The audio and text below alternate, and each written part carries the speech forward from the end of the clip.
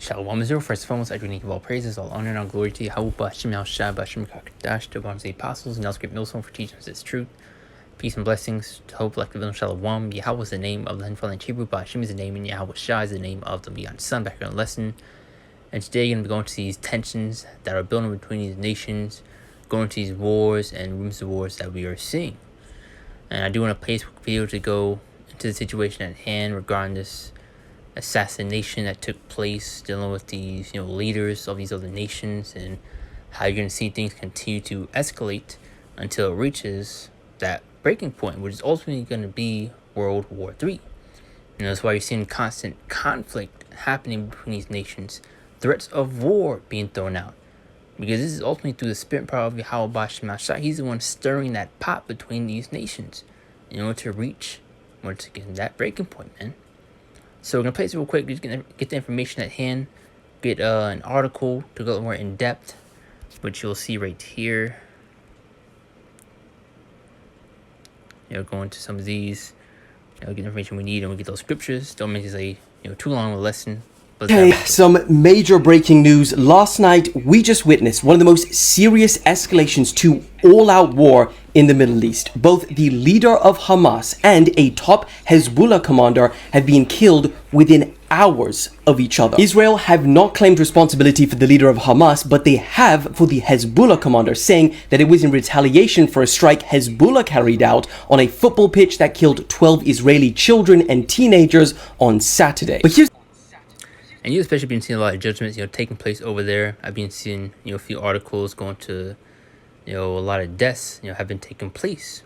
Attacks. The thing that is worrying leaders around the world right now. Currently, Israel is only at direct war with Hamas. But last night's assassinations were carried out in Lebanon and Iran, to which Iran's supreme leader has responded, "It is our duty to take revenge and severely punish the Zionist entity for the assassination in Iran, because the assassination was carried out on our soil." Israel's Minister of Defense then said, "We don't want war, but we are preparing for all possibilities." And then Israel also today increased the security of their Olympic athletes in France and Israeli embassies around the world. The US said that they are trying to calm things down, but they will defend Israel if they are attacked. The UK told British nationals in Lebanon to leave immediately or risk becoming trapped in a war zone. And I mean, on that note alone, the terrifying prospects of all-out war between Israel and Hezbollah is that Hezbollah's forces and weaponry are embedded in civilian infrastructure, and as a result, an attack on them could kill tens of thousands of Lebanese. And I mean, here's the thing. Every world leader right now is saying the same thing. They're saying, we don't want things to escalate, and we do not want all-out war. But every single day, we're waking up, and the complete opposite is happening. Okay, that's what the Lord wants. And Yahweh Shemashah is the one that is raising those tensions, stirring that pot. Once again, like I brought up that point, this is why you're seeing constant conflict. Threats of war being thrown out. Especially done with the situation, you're obviously going to see, retaliation, attacks to be made. As he even said right here, the U.S. going to get involved. Israel's attacked.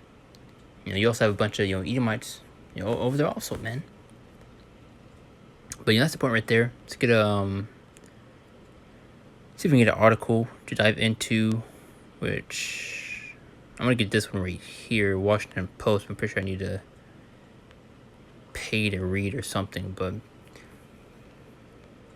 let's see. Let's get the point. And this is Hamas leader Ismail Haniyeh, if I'm saying that correctly, assassinated.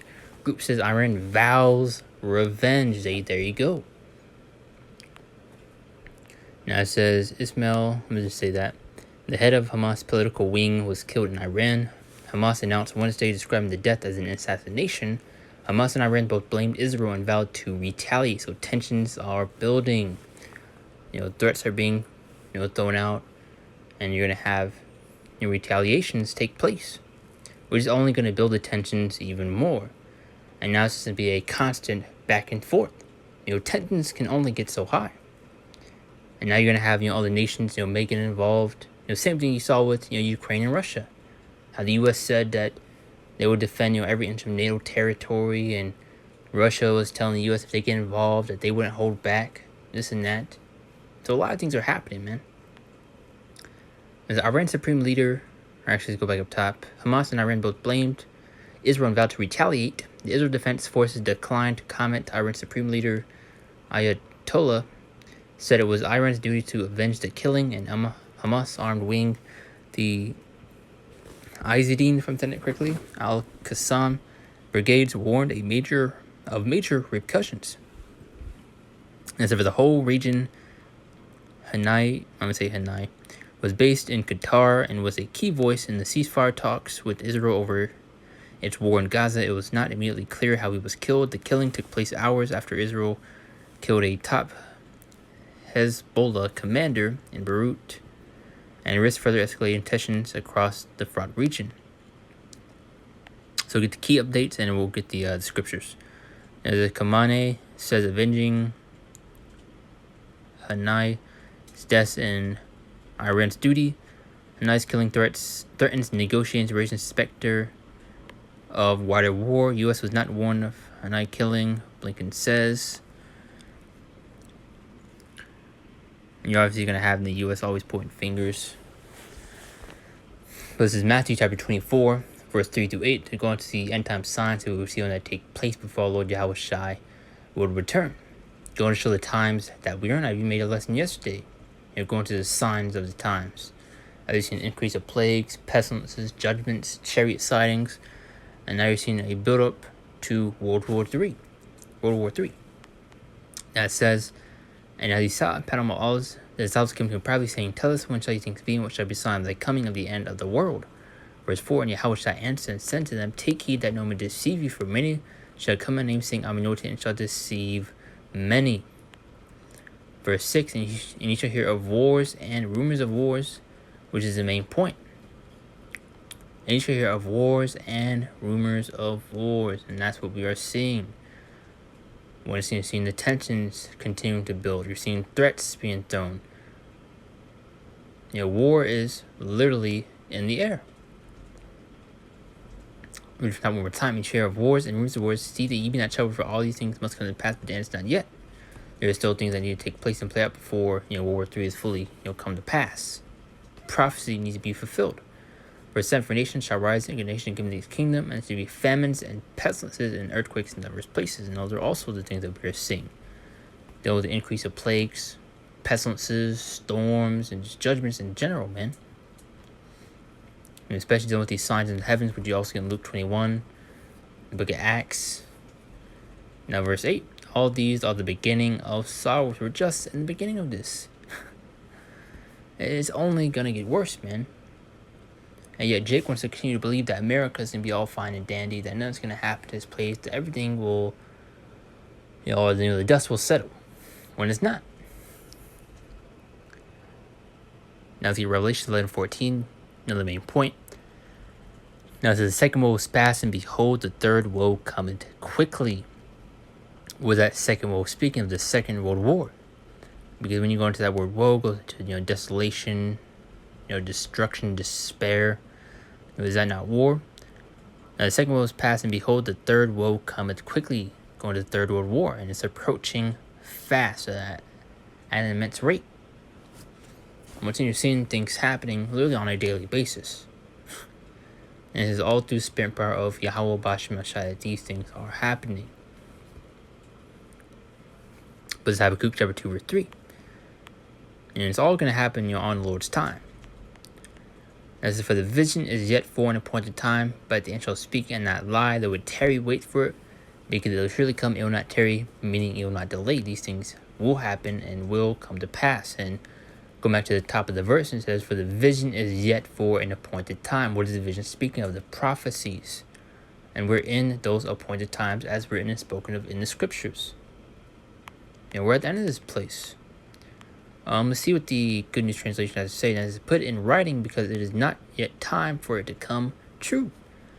But the time is coming quickly. That's why it's important to seek out Yahweh Bashem Shai. Ecclesiastes 5 and 7. Make no tarrying to turn to the Lord. Now it says for it to come true, but the time is coming quickly, and what I show you will come true. It may seem slow in coming, but wait for it. It will certainly take place and will not be delayed. So there you go. Get a couple more. This is Jeremiah chapter 50 and 9, going to the destruction that's coming towards Babylon the Great, aka America, but very soon.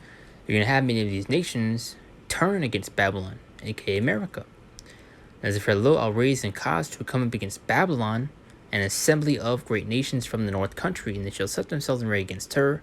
From thence she shall be taken, their arrows shall be as of a mighty expert men, none shall return in vain. So those arrows are speaking of those thermonuclear missiles. They're not speaking of no regular bow and arrow, because you get in 2nd Ezra, I believe the 16th chapter, I forget the exact chapter, but it's actually really quick. Arrows. And just to prove that point, how it's not speaking no regular, bow and arrow. Yeah, 2nd of 16, Barak was shot. Now it says, for strong is his right hand that bendeth the bow. His arrows that he shooteth are sharp and shall not miss. As we just read, how those arrows should be. Let's get that real quick. I want to butcher it. It says, from that should be taken, their arrows shall be as of a mighty expert men. They're all going to hit their mark. As for strong right hand that bend the bow, his arrows that he shooteth are sharp and shall not miss. So you're not going to have these missiles collide into each other mid-air. They're not going to, just land somewhere else. They're all going to hit their mark, man, because the Lord's going to be one, guiding it. And shall not miss when they begin to be shot into the ends of the world. So tell me, what regular arrow can be shot from one place on the earth into the whole other side? None. It's going to those ICBMs, those intercontinental ballistic missiles. Now let's jump back up top, Jeremiah 50, and then we'll get the I believe it's the 25th verse.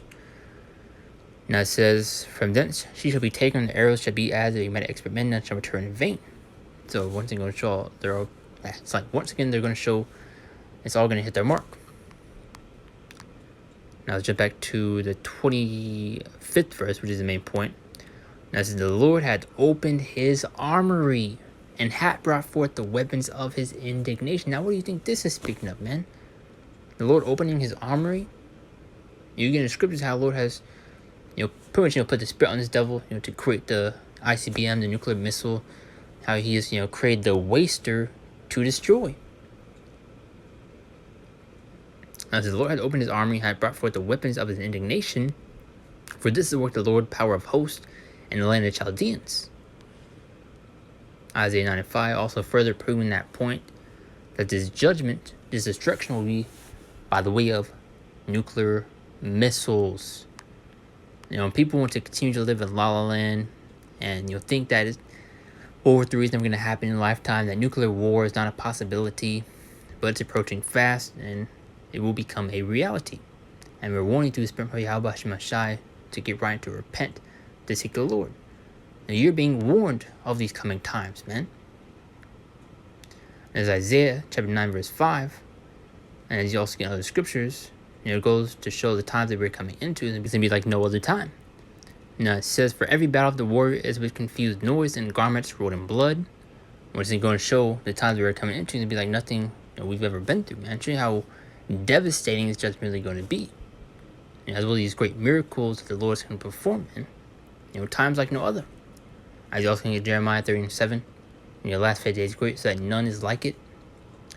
But it's the main point, for every battle of the warriors with confused noise and garments of blood. And I always like to use the example of the movie 300, just paint a picture. There's a clashing of shields and swords on the battlefield. But watch this. But this shall be with burning and fuel of fire, showing you this war is going to be completely different. By the way, these ICBMs, these nuclear missiles, man, as you also get 2 Peter 3 and 10. Going to that fervor and heat. How you have the elements being melt. Well, what's capable of that? Now let's get 2 more, and I'll be on that right there. This is Joel 3:9-13. Proclaim ye that come in the Gentiles, prepare war, wake up the mighty men, let all the men of war draw near, let them come up. So you have these nations are now preparing for war. Verse 10, beat your plowshares into swords and your prunings into spears, let the weak say, I am strong. Now you're starting to have these nations, stand up against Babylon, aka America. Especially making these advancements within their nuclear arsenal. Let the weak say, I am strong. Assemble yourselves and call ye heathen, and gather yourselves together round about. Let Israel cause that mighty ones to come down, O Lord. Let the heathen be wakened and come to the valley of Yahweh Shaphat, or Jehoshaphat, for there will I sit to judge all the heathen round about. So the Lord's getting ready to judge this earth, man. Verse 13. So just going to show the Lord is orchestrating all this, man. To put you in the sickle, for the harvest is ripe. Come get you down, for the press is full, the fat is full, for the wickedness is great. Ready for the picking. But it's going to show that all this is happening, for a reason. It's Isaiah 34. Close out with this right here, just at that point. As they come near you, nations do hear and hearken, ye people of the earth hear, and all that is therein, the world, and all things that come forth of it, for the indignation of Yahweh Ba'Shem shot upon all nations, and his fury upon all their armies. He had utterly destroyed them, he had delivered them to the slaughter. For through their slain also shall be cast out, and their stink shall come up out of their carcasses, and the mountains shall be melted with their blood. Going to show that great judgment is going to take place, man. Verse 4, and all the hosts of heaven shall be dissolved, and the heavens shall be rolled together as a scroll, and the heavens being rolled together as a scroll, speaking of the mushroom cloud being formed from those explosions. And you can get many examples, look up, an explosion, and see, pretty much, forms like a mushroom. Nothing, all the hosts shall fall down as the leaf falls off from the vine, as a falling fig from the fig tree. Verse 5, for my sword shall be bathed in heaven. That sword, speaking of those nuclear missiles, once again, raining down upon this place. As the beholder shall come down upon Idumea, another word for Esau, Edom, and upon the people of my curse to judgment. And you'd have Yahweh Ba'Shem also created to destroy the wicked of our people, as in Zechariah 13:8. The 2/3 have to be destroyed. Verse 6, close out with this, the sword of the Lord is filled with blood, is made fat with fatness, and with blood of lambs and goats, with the fat of kidneys of rams. For the Lord hath sacrificed in Basra, and a great slaughter in the land of Idumea. So great judgment is coming to Babylon the Great. And you're also going to have a little occasion to be hit by these, nuclear missiles, but the main destruction, the main judgment is going to take place here in America. As we kind of feel those scriptures, how you're going to have many of these nations come up to go against Babylon. But as you see right now, wars in the air, we're seeing tensions continue to build, and it's all through the spin power of Yahweh Ba'Shem Shai. So we're at the point right there. I don't want to drag out the lesson, make it long as to be. Lord's will is edifying to the point. I do want to close out and give all praises, all honor, and all glory to Yahweh Ba'Shem Shai, Ba'Shem Kakadash, to the apostles, and great millstone for teaching us this truth, peace and blessings, to the hopes like the Israel Shalom. See you next one, Lord's will.